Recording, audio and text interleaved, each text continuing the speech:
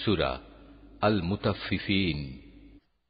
বিসমিল্লাহির রহমানির রহিম।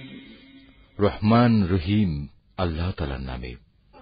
দুর্ভোগ তাদের জন্য যারা মাপে কম দেয়, যারা অন্য মানুষদের কাছ থেকে যখন মেপে নেয় তখন তাদের কাছ থেকে পুরোপুরি আদায় করে নেয়, আবার নিজেরা যখন অন্যের জন্য কিছু ওজন কিংবা পরিমাপ করে তখন কম দেয়।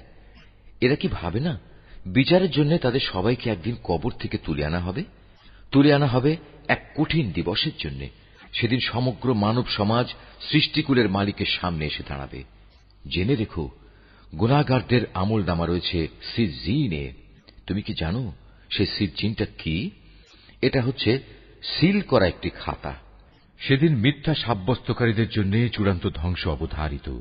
যারা শেষ বিচারের এই দিনটিকে মিথ্যা সাব্যস্ত করেছে, আসলে সব সীমা লঙ্ঘনকারী পাপিষ্ঠ ব্যক্তি ছাড়া কেউই এই বিচার দিনটিকে মিথ্যা সাব্যস্ত করে না। যখন তার সামনে আমার আয়াতসমূহ পড়ে শোনানো হয় তখন সে বলে, এগুলো হচ্ছে নিছক আগের কালের গল্পগাথা। কখনো নয়, কিন্তু এদের মনের উপর এদের কৃতকর্ম জং ধরিয়ে রেখেছে। অবশ্যই এসব পাপী ব্যক্তিদের সেদিন তাদের মালিক থেকে আড়াল করে রাখা হবে। অতঃপর তারা অবশ্যই জাহান্নামের আগুনে প্রবেশ করবে। তারপর তাদের বলা হবে, এ হচ্ছে সেই জাহান্নাম যা তোমরা মিথ্যা সাব্যস্ত করতে। হ্যাঁ, নেককার লোকদের আমলনামা রক্ষিত আছে ইল্লিয়িনে। তুমি কি জানো এ ইল্লিয়িনে রক্ষিত আমলনামা কি? এটাও হচ্ছে একটি সিল করা খাতা। আল্লাহ তাআলার নিকটতম ফেরেশতারাই তা তদারক করেন। নিঃসন্দেহে নেককার লোকেরা মহান নিয়ামতে থাকবে। এরা সুসজ্জিত আসনে বসে সব অবলোকন করবে।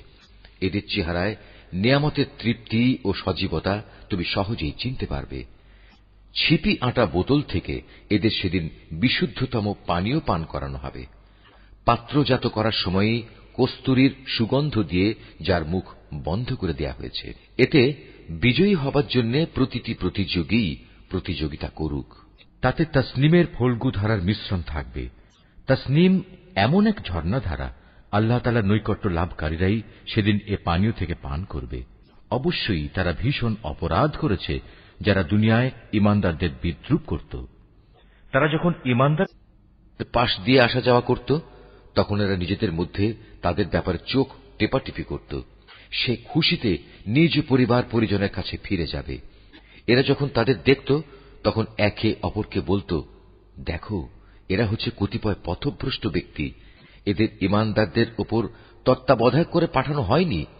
বিচারের পর আজ ঈমানদার ব্যক্তিরাই কাফেরদের উপর নেমে আসা আযাব দেখে হাসবে। উঁচু আসনে বসে তারা এসব দেখতে থাকবে। প্রতিটি কাফেরকে কি তার কর্ম অনুযায়ী বিনিময় দেওয়া হবে না?